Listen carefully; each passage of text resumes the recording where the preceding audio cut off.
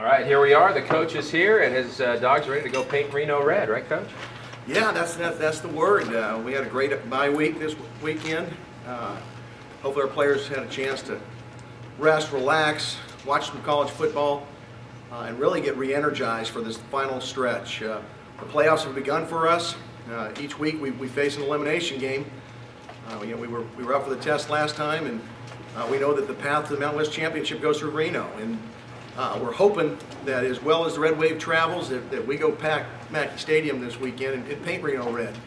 Our guys have done a great job playing in front of the Red Wave, and the last time we were up there, they were a big factor, and hopefully it'll be the same this week. Do you remember that game and how much it meant at the time? Because, I mean, at that point, you didn't know you were going to win a conference championship that year, and without that win, you wouldn't have. No, absolutely. I think you look at what Reno's done the last few years. They're always going to be a factor in the Mountain West Championship race. And to beat them up there in Mackey is particularly tough. They've got a heck of a home record. We always play them sometime. It seems like at night and in November, so the weather can sometimes be a factor. I understand it's going to be not too bad this week, but yeah, two years ago it was a really chilly night. We were able to force some turnovers, and our guys played well on both sides of the ball, and we were fortunate to get a win. Do you feel a little momentum from that San Jose State win, or does a bye week dissipate some of that? No, I think the big thing is our guys' confidence has returned. We played probably for the first time all year against a quality opponent with some confidence, with some swagger. We made plays in all three phases, and that tends to have a ripple effect. Defense does something, then special teams does something, then offense does something, and you multiply that momentum, and the results turn out to a heck of a quarter we had in the second quarter. I'm hoping that our young guys are learning how to build that and then continue that this week. I mean, you got to remember we're playing with, I think, 21 first-year players. 16 freshmen, 8 true freshmen are playing. So those guys haven't been there before, but I like the progress we're making. I think that's 4 or 5 questions already, and we haven't asked you about Martez Waller. How is he, and should we expect to see 33 on the field Saturday night? He's made great progress. We'll see this week. We're not going to comment on his health the rest of the week, other than we're hoping to have him out at practice this week, and then we'll judge it from there. Coach, does it feel a little crazy to you that you guys are 3-3 and sitting back at the top of the division? It is a little different. Think back 3 weeks ago, how poorly we played, how bad we felt. To think that a couple weeks later we're in a position where the path to the Mountain West Championship is in our hands. We can control our destiny by winning out. It's a heck of a testament to our seniors and their leadership that kept our guys in the boat and kept our guys progressing. It also speaks to what we spoke to since summer. There's a ton of parity in this league. There's good coaches and really good players, and on any given Saturday, anybody can beat anybody. And obviously, it's played itself out this year.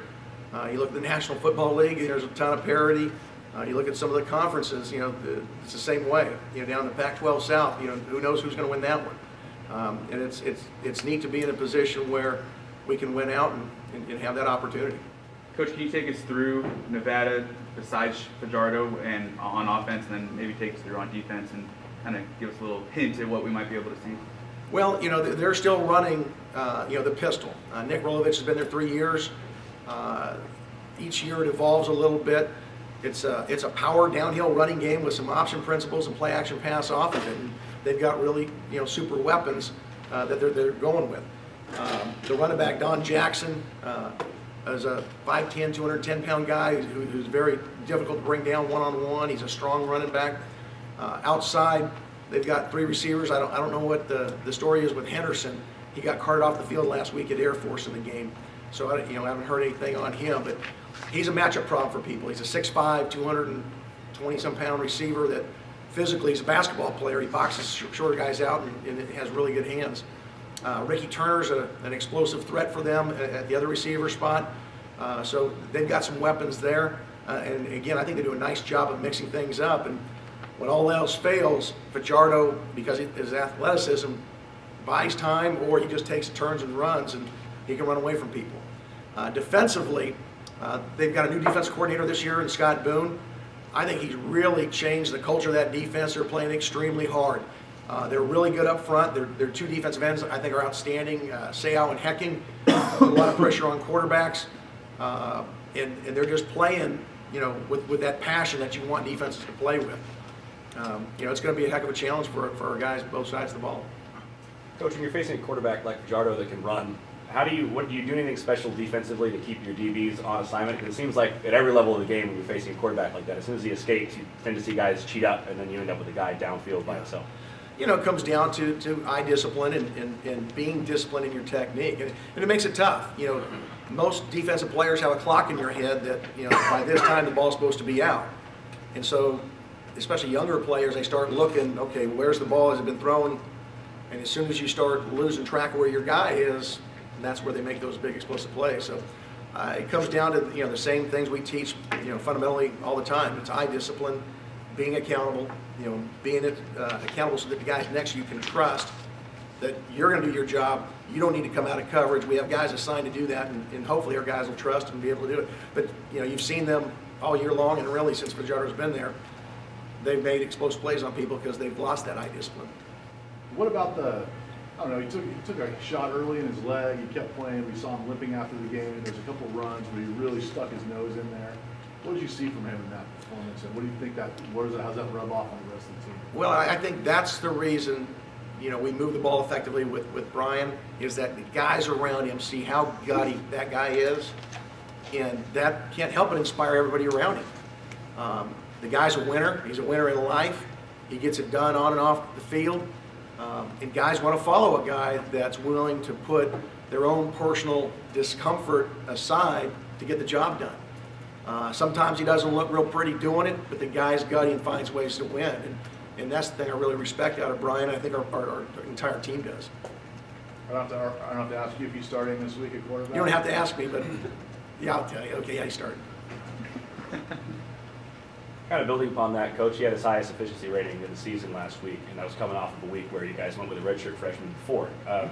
What can you say about his ability to bounce back and things like that? I mean, not only in that game, but I remember home game when the crowd boos him and he comes right out there and plays well. Is that just something that's in his personality? I think so. He's just got that innate ability to have that chip on his shoulder and say, hey, okay, I'll show you. You doubt me? I'm going to show you. And, I can't say enough about that resolve and the respect that everybody has for him. Because that's a tough position. When you're a quarterback and everybody sees you, it's one thing if you're, an offensive lineman, get replaced, maybe nobody notices. Everybody knows when that quarterback goes in. When he walks onto the field or Zach walks on the field, the announcer announces who's in at quarterback. They don't say who's in at all the other 10 positions. But for him to have the setback and bounce back, I think really speaks to his character. We talk all the time about, life being 10% what happens and 90% how you react to it. He takes that and runs with it. He says, hey, I'm going to find a way. Just, doubt me and I'll prove you wrong. And that's the kind of guy he is. Coach, did you treat this bye week any differently than the bye week heading into Wyoming? Yeah, a little bit. The big parts were similar in that we wanted to really rep our younger guys, rest our older guys, get on the road recruiting. We probably did a little bit more work with our younger guys this week. Heading into this week, we're going to structure this week's practice a little bit different than what we did that first week. So we're going to do some things similar, but some things different. We practiced last Thursday morning at 6:30 in the morning. Had our scout bowl out there before classes, and then got our coaches out earlier. So each week you want to tweak things and try to figure out what the best mix is. Did that San Jose State game feel to you at all as kind of a threshold moment for this year's team and maybe what it can be capable of? Well, I think it can be, but it all depends on how we prepare this week and how we play on Saturday. If we do the things that I think we ought to do, then absolutely, I think that was the tipping point. But that just gave us an opportunity to play this week, practice this week, and see how we compete on Saturday. If we didn't play that way, the playoffs are over and we're out of it. Right now we've got one more opportunity. You've had some time to digest it. How big a difference do you think the crowd and your alumni made? Because I know you had alumni at practice throughout the week, and then we had them on the field before the start. and there did seem to be a different energy from your team. No doubt. You know, I think as badly as our guys felt after that Wyoming game, having some of our former players come and talk to our guys how much it meant to be a Bulldog player, and especially how much it meant to play against San Jose State, resonated with our guys. And to see the couple hundred, you know, strong former players lining the field, and then, you know, what a great response from the Red Wave. You know, after the way we played at Wyoming, I was surprised, you know, we didn't have a full crowd, but was really pleased and surprised, you know, that the Red Wave came out in droves. Hopefully they saw what we can be when they're there and rallying behind us, and that passion that gets multiplied by their effect. And they clearly affected the game. You know, all the false starts that San Jose State had, to me, were direct relation to the crowd getting on them and them not being able to communicate. Clearly they didn't have those problems in San Jose. It's not quite the same atmosphere there. And hopefully we can paint, you know, Reno red this weekend and have that kind of an effect up there. I mean, to me, what a great testament to what kind of a great support we get from the Red Wave is to have that stadium up there half or even more full with people in red.